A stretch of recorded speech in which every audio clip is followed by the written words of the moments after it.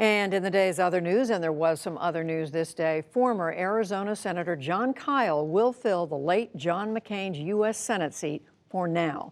Kyl is a Republican who retired in 2012 after 3 terms. He's currently helping guide Brett Kavanaugh in his effort to win Senate confirmation to the Supreme Court. Arizona's Republican Governor Doug Ducey made the appointment today and lauded Kyl's experience.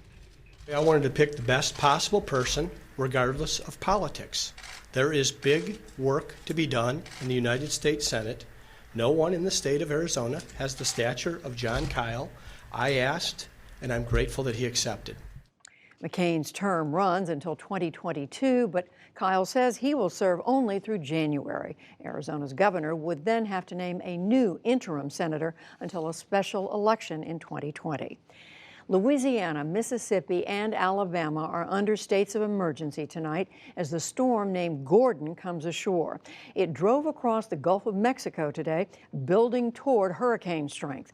Coastal residents in Louisiana readied sandbags, while Mississippi's governor warned that even a minimal hurricane can be dangerous. We want people to take this very seriously. It's not time to be playing in the surf. It's not time to be windboarding.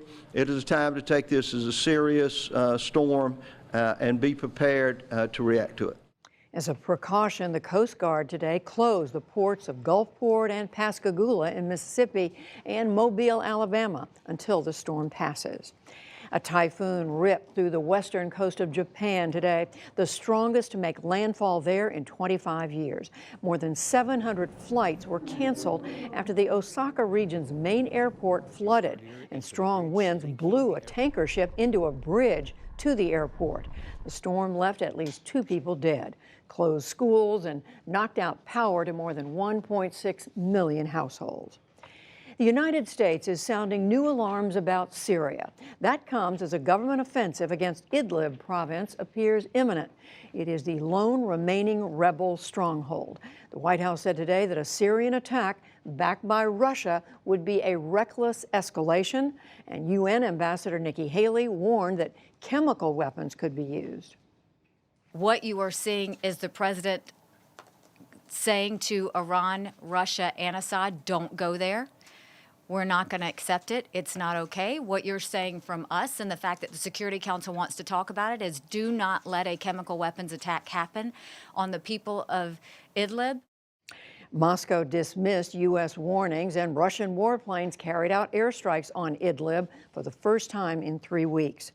The founder of Afghanistan's outlawed Haqqani network has died. The Taliban announced today that Jalaluddin Haqqani passed away Monday at the age of 71. He was once a U.S. ally against Soviet forces in Afghanistan, but he later joined the Taliban. The U.S. branded his group a terror organization in 2012. Back in this country, Chicago Mayor Rahm Emanuel announced today that he's not running for a 3rd term next year.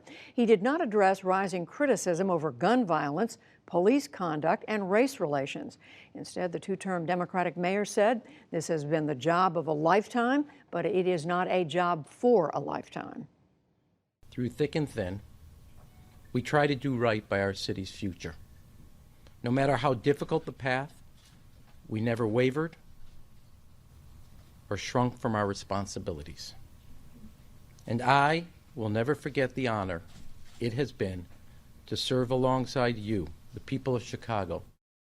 Rahm Emanuel had served as White House Chief of Staff for President Obama, and before that, 3 terms in the U.S. House of Representatives.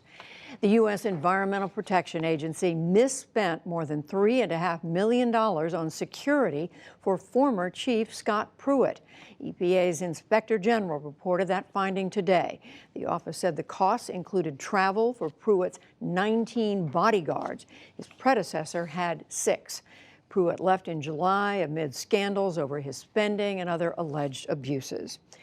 And on Wall Street, Amazon briefly joined Apple as the only companies valued at $1 trillion, and then retreated below that mark later in the day. Overall, the Dow Jones Industrial Average lost 12 points to close at 25,952. The Nasdaq fell 18, and the S&P 500 slipped 4. Still to come on the NewsHour, the ancient casualties of a museum fire in Brazil. Nike takes a risk by featuring Colin Kaepernick in its latest ad campaign. Billie Jean King's legacy on and off the court, plus much more.